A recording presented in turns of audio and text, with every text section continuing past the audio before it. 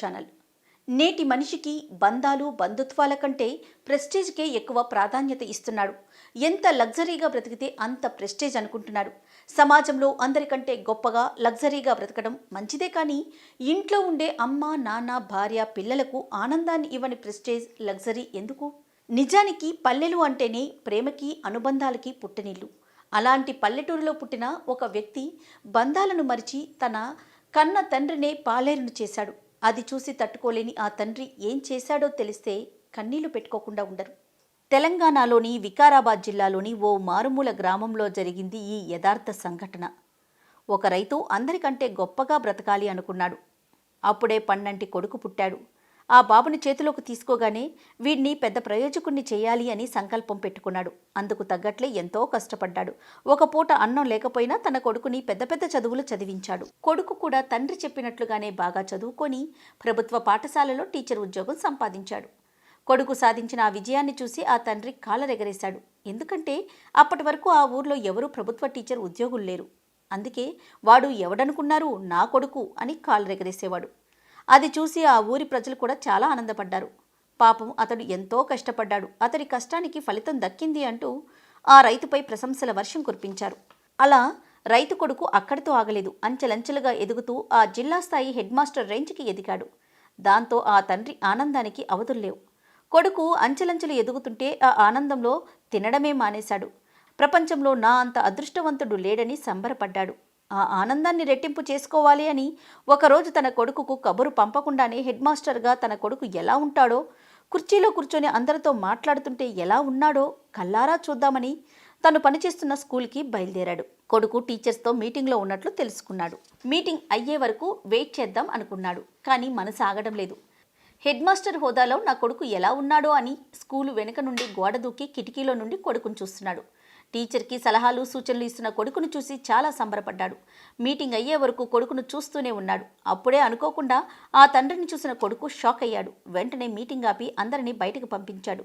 ఆ తండ్రి వింత ప్రవర్తన చూసిన తోటి సహ ఉపాధ్యాయులు, అతడెవరు, మీ నాన్న అని అడిగారు. అందుకు నామోషిగా ఫీల్ అయిన కొడుకు, చిచ్చి, అతను నా తండ్రేంటి, మా ఇంట్లో పనిచేసే పాలేరు. చెప్పు, ఎందుకొచ్చో, ఏం కావాలి, మా నాన్న పంపించారా అని అందరి ముందు అరిచి తన తండ్రిని పక్కకు తీసుకెళ్లాడు. అందరూ వెళ్ళాక, ఏంటి నాన్న, చెప్పకుండా స్కూల్కి వచ్చేసావేంటి, ఏంటి బట్టలు, నువ్వు నా తండ్రివి అని తెలిస్తే నా పరువు ఏం కావాలి, అందుకే పాలేరు అని చెప్పా, క్షమించండి నాన్న, ఏమీ అనుకోకండి, ఇంకెప్పుడు ఇలా స్కూల్కి రావద్దు అని మొహం మీదే చెప్పేశాడు. అంతే. అప్పటి వరకు ఆనందంలో తేలియాడుతున్న ఆ తండ్రి గుండె పగిలినంత పనైంది. కళ్ళల్లో నీళ్లు తిరగడం మొదలయ్యాయి. ఆయన వెంటనే తేరుకొని, సరేలే బిడ్డ, తప్పంతా నాదే, ఇంకెప్పుడు ఇలా చెయ్యనులే, ఏదో నువ్వు హెడ్ మాస్టర్గా ఎలా ఉంటావో చూడాలనిపించింది, అందుకే కంగారులో ఇలా చేశా, ఇంకెప్పుడు నిన్ను చూడ్డానికి రాన్లేరా అంటూ కన్నీటితో తిరుగు ప్రయాణమయ్యాడు. కొడుకును చూడ్డానికి వెళ్ళేప్పుడు ఎంత ఆనందంగా వెళ్ళాడో, వచ్చేప్పుడు అతడి మనసు అంత బరువుతో నిండిపోయింది. వీడు నా కొడుకేనా, నేను పెంచిన నా పెంపకమేనా, ఎవరో ఏదో అనుకుంటారని నన్నే పాలేరుని చేశాడు, నన్ను తండ్రి అని చెప్పుకోవడానికే నామోషిగా ఫీల్ అవుతున్నాడే, ఈ రైతు చదివిస్తేనే కదా వాడు అంత గొప్పవాడయ్యాడు, అలాంటి రైతు ఇప్పుడు వాడికి పాలేరులా కనిపిస్తున్నాడా, ఇందుకోసమేనా నేను బ్రతికుంది అంటూ ఎన్నో ఆలోచనలతో ఇంటికి వెళ్ళిన ఆ తండ్రి పురుగుల మందు తాగి చనిపోయాడు. తండ్రి మరణ వార్త విన్న కొడుకు ఒక్కసారిగా షాక్ అయ్యాడు. తనన్న ఆ ఒక్క మాట తండ్రి ప్రాణాలు తీస్తుందని ఊహించనే లేదు. ఎవరో ఏదో అనుకుంటారని గొప్పకపోయి నా తండ్రి మరణానికి కారణం అయ్యానని కన్నీరు మున్నీరుగా విలపించాడు. ఇక అతడి మరణం ఆ ఊరి ప్రజలను కూడా ఆశ్చర్యపరిచింది. ఎందుకంటే అతడికి ఎలాంటి అప్పులు లేవు, పైగా కొడుకు మంచి పొజిషన్లో ఉన్నాడు. అలాంటి వ్యక్తి ఎందుకు ఆత్మహత్య చేసుకున్నాడు అని అందరూ ఆశ్చర్యపోయారు. అతడి మరణానికి అసలు కారణం ఆ కొడుకుకి తప్ప ఎవ్వరికీ తెలియదు. నిజం చెప్తే ఊరి ప్రజల దృష్టిలో అతడు విలన్ అవుతాడు. అందుకే ఎవరికీ చెప్పకుండా సైలెంట్గా ఉండిపోయాడు. హిందూ సంప్రదాయం ప్రకారం అతన్ని ఖననం చేసి కొడుకు మళ్ళీ తన ఉద్యోగం యథావిధిగా చేయడం మొదలుపెట్టాడు. ఈ ఘటన జరిగి దాదాపు 15 ఏళ్ళవుతోంది. ఈ 15 ఏళ్లుగా ఆ నిజం అతడికి తప్ప ఎవ్వరికీ తెలియదు. చివరికి అతడి తల్లికి కూడా. ప్రస్తుతం ఆ వ్యక్తి డిఈఓ స్థాయిలో ఉన్నాడు. అతడికి 2 పిల్లలు. ఇన్నేళ్లు ఆ నిజాన్ని తన మనసులో దాచుకొని అతడి మనసు బరువెక్కింది.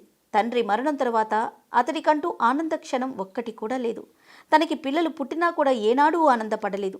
అలాంటి వ్యక్తి ఈ మధ్య ఊరి ప్రజల అందరి ముందు తను చేసిన తప్పును ఒప్పుకున్నాడు.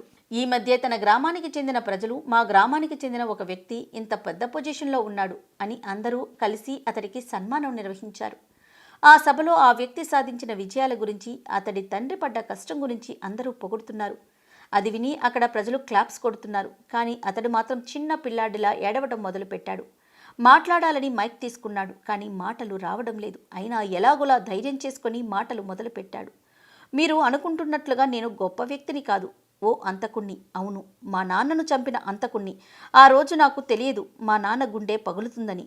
సాటి ఉపాధ్యాయుల ముందు నా పరువు పోతుంది అనే ఒకే ఒక్క కారణంతో మా నాన్నని నాన్న అని కాకుండా పాలేరు అని పరిచయం చేశా. అది ఎంత పెద్ద తప్పో మా నాన్న మరణ వార్త వింటే గాని తెలియలేదు. నన్ను క్షమించండి, ఈ సన్మానం చేయించుకునే అర్హత నాకు లేదు. దయచేసి పిల్లలు, మీరు ఎప్పుడూ ఇలా చేయకండి. తల్లిదండ్రులే లేకపోతే మనం ఈ స్థాయిలో ఉండలేం. కాబట్టి మనం ఒక పొజిషన్కి వచ్చాక వాళ్ళను చిన్నచూపు చూడొద్దు అంటూ స్టేజ్ దిగి ఇంటికి వెళ్ళిపోయాడు. అప్పుడే ఆ సభలో ఉన్న తన తండ్రి స్నేహితులు వచ్చి, నువ్వు కావాలని చేయలేదు, ఏదో అలా జరిగింది. మీ నాన్నే తొందరపడ్డాడు కాబట్టి అవన్నీ మనసులో పెట్టుకోకుండా ఈ సన్మానాన్ని స్వీకరించి 10 మందికి ఆదర్శంగా నిలబడు అంటూ సర్ది చెప్పి అతన్ని సన్మానించారు. ఇలా అక్కడ జరిగిందంతా ఒక స్టూడెంట్ సోషల్ మీడియాలో పోస్ట్ చేయడంతో ఈ వార్త ఇప్పుడు వైరల్గా మారింది. ఒక కొడుకు ఎలా ఉండకూడదో చెప్పడానికి ఈ ఘటనను ఉదాహరణగా చెప్తున్నారు. చూసారా, ఎవరు కావాలని తల్లిదండ్రులని చంపుకోరు. కానీ ప్రస్తుతం కొందరు వ్యక్తులు తల్లిదండ్రుల కంటే తమ ప్రెస్టేజెసే ముఖ్యమని అనుకుంటున్నారు. వాళ్ళు మా అమ్మా నాన్న అని చెప్పుకోవడానికి నామోషిగా ఫీల్ అయ్యి వారిని వృద్ధాశ్రమాల్లో పడేస్తున్నారు. ఒక్కసారి ఆలోచించండి. వాళ్ళే లేకపోతే మీరు ఎంజాయ్ చేస్తున్న ఈ హోదా ఎక్కడుండేది? చివరిగా ఈ రియల్ స్టోరీపై మీ అభిప్రాయాన్ని కామెంట్ రూపంలో మాకు తెలియచేయండి. ఈ వీడియో కనుక మీకు నచ్చినట్లయితే లైక్ చేయండి, షేర్ చేయండి. మరిన్ని వీడియోస్ కోసం మా ఛానల్ని సబ్స్క్రైబ్ చేసుకోండి.